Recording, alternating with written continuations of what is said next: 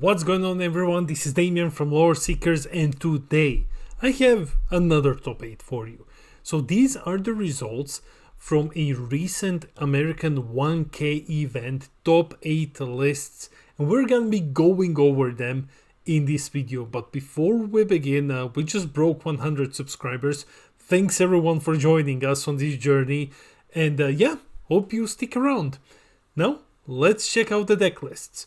Roll the video. Here it is, the top 8 from J&J Gaming Factory. Huge shout out to them. I'm linking their website and Instagram in the description below. 47 players in total. So we're gonna have these 40-ish players breakdowns until like mid-September, because the first big challenge events are gonna be mid-September. If we find any events with even more players, of course, we'll be bringing those as well. Anyway, let's break it down. First place, Mufasa. Ruby Amber Mufasa takes the win. Okay, this is the first one. Okay, this is the first time that we're seeing this. The list is quite interesting. We'll go over it. Then second, there was a lot of bounces. You can see second place, Ruby Amethyst bounce. Then third place, Blurple bounce. Then fourth place, Ruby Emerald Amethyst bounce again. And then fifth place, Emerald Amethyst bounce. So there's been a lot of bouncing in this top 8 in various colors. Bounce looks like a very, very good archetype at the moment. 6th and 7th place are Sisu control decks. I mean, Sisu on ice decks. We have seen some of these yesterday, so we are seeing a repeat of Sisu in the top 8 at this event, and 8th place goes to Muses song.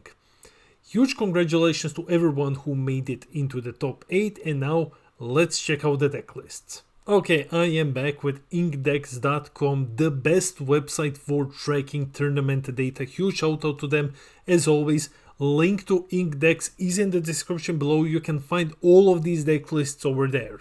If you want to see them as graphics, go follow us on Facebook and Instagram, and our Instagram links are also in the description. Now, let's start. So 47 players.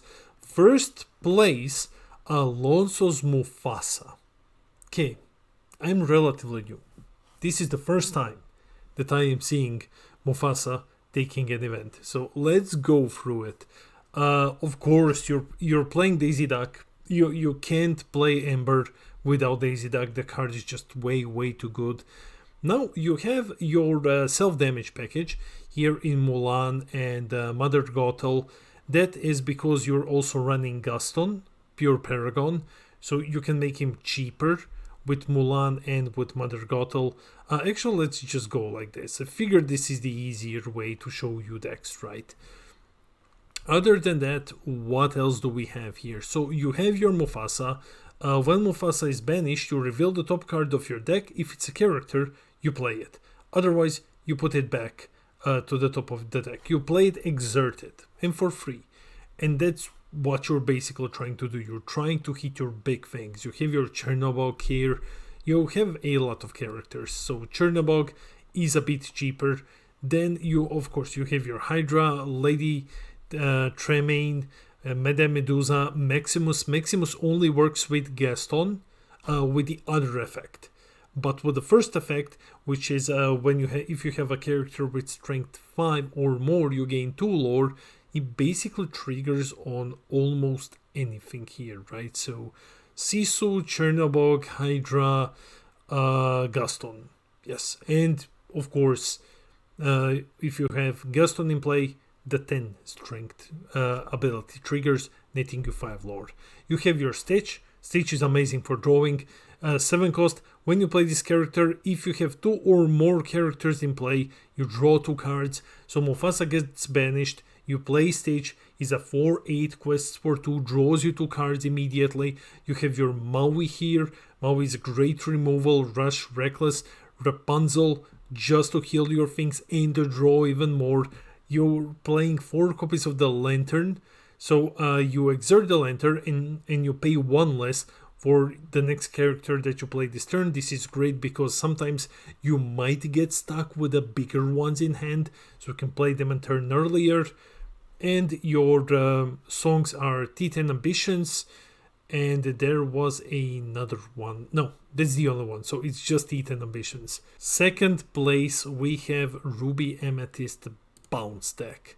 So basically you have your early game with your inkable one costs with Mini and Olaf, both not the easiest to remove thanks to free willpower. Of course you have your Flint Rider here, you have the package Mim, Fox, Snake, Merlin, Crab, Goat, Rabbit. You have the Sisu who gets +1 strength for each card in opponent's hand. Just going through it like this so that it's easier to visualize. I'm still getting a hang of it. You have your high end in the Sisu. You have Meda Medusa, Be Prepared for Control. And of course you're playing 4 copies of Queen's Castle, amazing for gaining lore. Then we have Sapphire Amethyst, and this Sapphire Amethyst. So let's check it out. We have immediately Tipo. So when you play this character, you may put a card from your hand into a Inkwell face down and exerted. So your ramp piece, you also have Mickey Mouse to help you ramp. On the high end, no, first let's start with the low end, right? We have Chernobog's followers, we have Rafiki. Rafiki is amazing. One cost 0-2 but challenger +3, so he's a free 2 when he challenges. You have your standard bounce package with Mims and Merlins. Then we're approaching more of a high end. We have 2 copies of New Magica. During opponent's turn, if an effect would cause you to discard 1 or more cards from hand, you don't discard. Great at fighting Emerald Steel, great for when your opponent plays You Have Forgotten Me. So overall, good tech card. Then you reach the higher end. You have 4 copies of Elsa, the 5th Spirit, 2 copies of Yzma. That's from the newest. No, that's not from the newest set.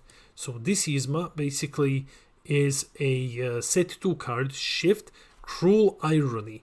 When you play this character, shuffle another chosen character into their player's deck, and that player draws 2 cards. So she's a removal, a very, very cheap one. Though you don't have shift targets, so you have to pay 6 for her, but it's okay, you're running ramp here. You also have Hades for some more removal, or ramp, but basically removal. You have 2 Ursulas, they have shift 5, which is great because you can shift them on top of the 2 Coast Ursula, and other characters can't sing songs, which is an amazing effect. I can't exert to sing songs, so you can just stop several decks. Steel Song might struggle if you put it down Ursula very early on in the game. Then you have your Elsas, add 2 copies and 2 of the new Blue Mufasas, because Blue Mufasa is just amazing. Then we have Kevin's Ruby Amethyst Bounce, exact same list, exactly same list as the first place, completely the same. So not the first place, the second place. So we have this one as a graphic on Facebook and Instagram, if you want to save it that way. Then we have Emerald Amethyst. Okay, so going through it, Cursed Merfolk very early on, that's okay, it's a 1 cost, 4 copies. When it's challenged, each opponent discards a card. If the card isn't challenged, it just keeps questing for 2. That's great. You have your Magic Broom. When you play another character, you may banish this character to draw. Banzai. Just Banzai is a 2 cost 3/2 that quests for 2. Okay, those are good stats. It can remove something in the early game. You have your Mims, you have Ursula the Deceiver, Kid Cloud Kicker. Then you have Rourke, who says, well, now you know, when you play this character, chosen opposing character gains Reckless until their next turn, and the other ability Thanks for Volunteering. Whenever one of your characters is banished, each opponent loses 1 lore. That's a good one. That's a way to stop decks which, for example, want to aggro you and go very, very high and lore very, very fast. Like I've said, you have your main package, 2 elephants, and of course you have your Merlin package, Elsa 5th Spirit. Mother Gothel has 2 copies, no shift targets, you just play her for 6. Her ability is The World is Dark. When you play this character, each opponent chooses one of their characters and returns it to their hand. And finally, Ursula the Sea Witch. And then you have friends on the other side and the library. Next, we have Ruby Sapphire, that's just Sisu. Here is the list. So we went over Sisu yesterday. It's pretty much what we have seen. Running the Gaston, running 2 copies of Cusco. That appears to be the card that these decks are gravitating towards, at least from the new set. An interesting inclusion is 2 copies of Mufasa. Then we have another Sisu deck. This one is pretty much the same. Yes, the same, except it also runs this Gaston. This is Gaston Intellectual Powerhouse. 4/4 for 6 quests for free.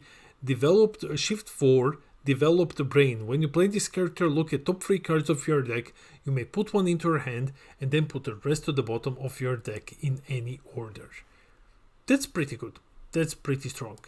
Then we have the last one, and that is Muses Song. Okay, so first off, just going through it very fast, you have your Mother Knows Best, so you're welcome. We don't talk about Bruno. And the big one, Under the Sea. Put all opposing characters with 2 or less strength on the bottom of their players' decks in any order. And then you have probably one of the most talked about cards from this set, probably the best card in the set, Clarabelle. Shift 5. At the end of your turn, if chosen opponent has more cards in their hand than you, you may draw cards until you have the same number. It's at the end of your turn, so you can basically you can ramp and spend cards from hand. You can sing your songs. You can just empty your hand by playing characters, and then you just draw a bunch of cards with Clarabelle's effect. Insanely strong. You also have 4 copies of Belle. So strange but special. I like this one. I like this one so much. Basically, read a book. During your turn, you may put an additional card from your hand into a Rinkwell face down. Okay, then my favorite part. If you have 10 or more cards in your Inkwell, this character gets +4 lore. She quests for 5. That's really, really cool. And this is probably the first, no, this is the second Emerald Sapphire list that we have seen over the last couple of breakdowns. So it's cool to see these decks show up here and there. It's usually always just Muses Song, because you play your Muses with Ward. When you play a song, you may return a character with 2 strength or less to their player's hand. You can return your own. You can remove some of your opponent's ones. You have your Lady Tremaine. When you play this character, you may return an action card from your discard to your hand. Of course, Mother Gothel is here, and then the high end is Tamatoa. For those of you who prefer to follow deck lists in this way, here you go. And yeah, basically, those were the top 8 lists. That's it for the video. Let me know in the comments below, what do you think of the breakdown? Are you surprised that Mufasa won? Have you expected to see some other decks, like Steel Song has been very, very popular and successful lately? I'm excited to see various, Blurple builds showing up. I think the new Mufasa card is amazing. And I'm not entirely shocked by the amount of bounce decks. Like, bounce is really good. Now, let me know in the comments, what do you think? I read all of your comments. I try to respond to everything. I love our little community. We just broke 100 subscribers. That's so cool. And please share the video around. It helps other players. Hit those like and subscribe buttons. Help us get to 500 subs when we'll have a giveaway. This has been Damien from Lore Seekers, and I'll see all of you in the next video.